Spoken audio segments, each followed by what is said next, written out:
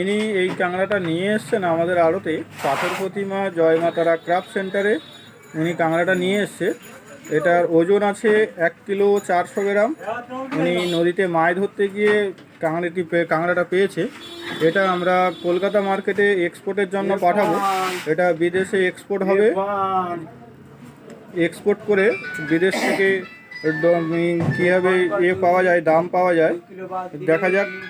আমরা সেই জন্য চেষ্টায় আছি, সেই আশায় আছি।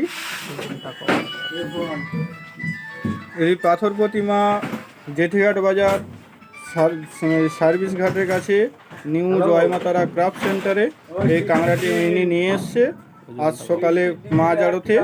ফোন নাম্বার এখানে কাঁকড়ার জন্য যোগাযোগ করতে পারেন 7586053967। ওজনটা করবো তোমার আগে